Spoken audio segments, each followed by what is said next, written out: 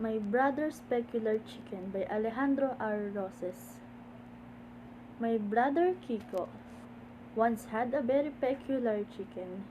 It was peculiar because no one could tell whether it was a rooster or a hen. My brother claimed it was a rooster. I claimed it was a hen.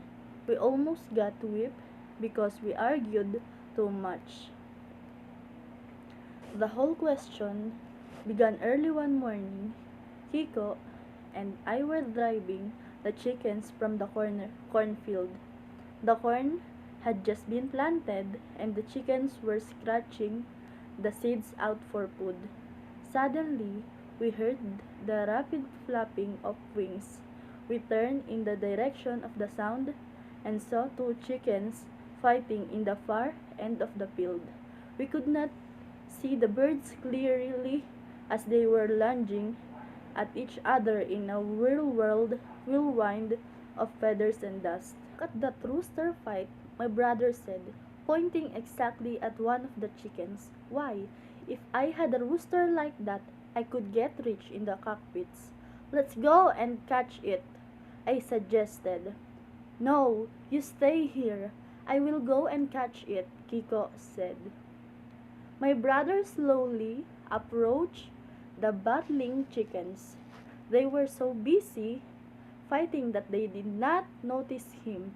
When he got near them, he dived and caught one of them by the leg.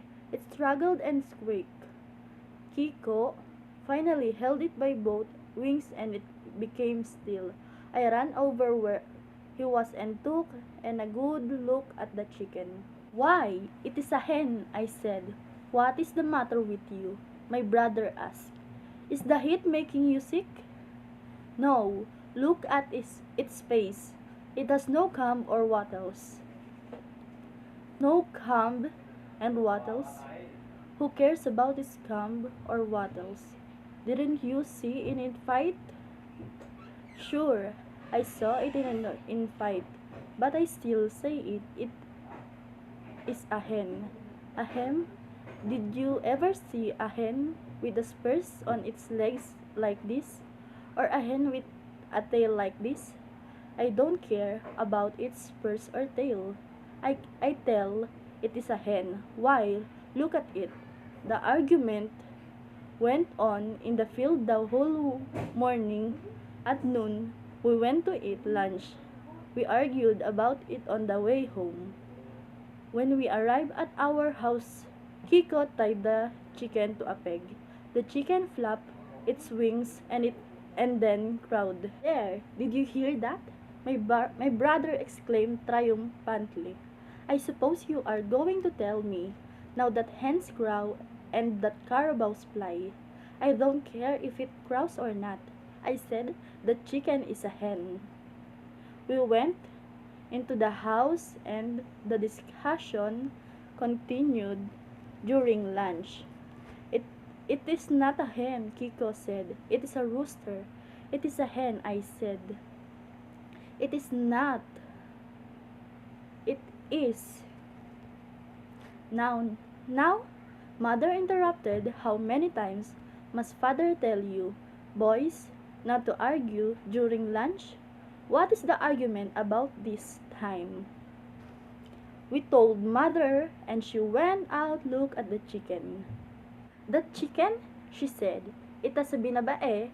It is a rooster that looks like a hen."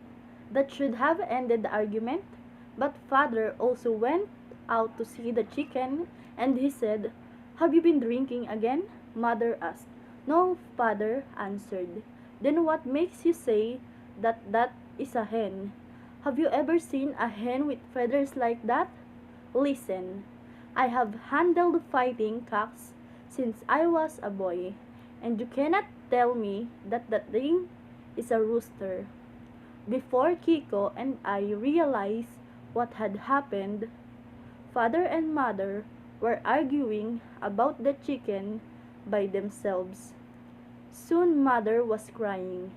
She always cried when she argued with Father. "You know very well that this that is a rooster," she said. "You are just being mean and stubborn." "I am sorry," father said, "but I know a hen when I see one." "I know who can settle this question," my brother said. "Who?" I asked. "The Teniente del Barrio, chief of the village." The chicken was the oldest man in the village. That did not mean that he was the wisest, but anything always carried more weight if it is said by a man with gray hair. So my brother untied the chicken and we took it to the chief. "Is this a male or a female?" Kiko asked. "That is a question that should concern only another chicken," the chief replied. "My brother and I happen to have a special interest in this particular chicken. Please give us answer. Just say yes or no. Is this a rooster?" "It does not look like any rooster I have ever seen," the chief said. "It is a hen, then," I asked. "It does not look like any hen I have ever seen. No, that could not be a chicken. I have never seen like that. It must be a bird of some other kind." "Oh, what's the use?" Kiko said, and we walked away. "Well, what shall we do now?" I said. "I know that," my brother said. "Let's go to town and see Mr. Cruz. He would know." Mr. Eduardo Cruz lived in a nearby town of Katubusan. He had studied poultry raising in the University of the Philippines. He owned and operated the largest poultry business in town. We took the chicken to his office. "Mr. Cruz," Kiko said, "is this a hen or a rooster?" Mr. Cruz looked at the bird curiously and then said, I don't know. I couldn't tell in one look. I have never run across a chicken like this before." "Well, is there any way you can tell?" "Why, sure. Look at the feathers on its back. If the feathers are round, then it's a hen. If they are pointed, it's a rooster." The three of us examined the feathers closely. It had both. Very peculiar," said Mr. Cruz. "Is there any other way you can tell?" "I could kill it and examine its insides." "No, I do not want it killed," my brother said. I took the rooster in my arms and we walked back to the barrio. Kiko was silent most of the way. Then he said, "I know how I can prove to you that this is a rooster." "How?" I asked. "Would you agree that this is a rooster if I make it fight in the cockpit and it wins? If this hen of yours can beat a gamecock, I will believe anything," I said. "All right," he said.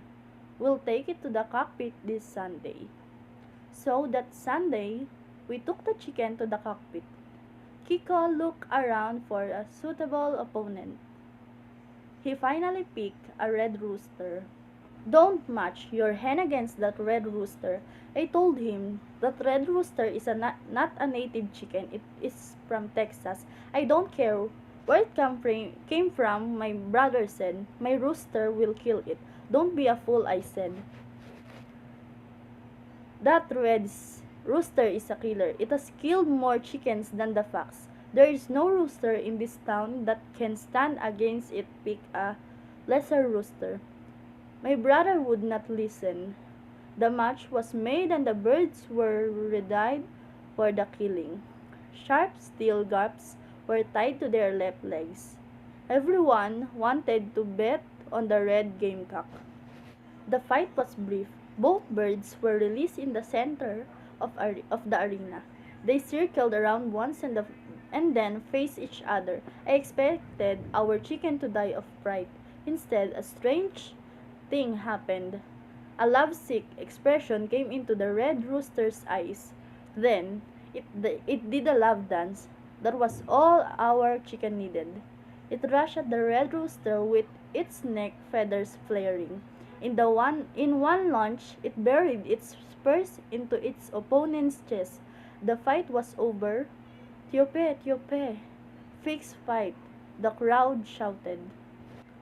Then a riot broke out. People tore bamboo benches apart and used them as clubs. My brother and I had to leave through the back way. I had the chicken under my arm. We ran toward the coconut groves and kept running till we lost the mob. As soon as we were safe, my brother said, "Do you believe it is a rooster now?" "Yes," I answered. I was glad the whole argument was over. Just then the chicken began to quiver. It stood up in my arms and cackled with laughter. Something warm and round dropped into my hand. It was an egg.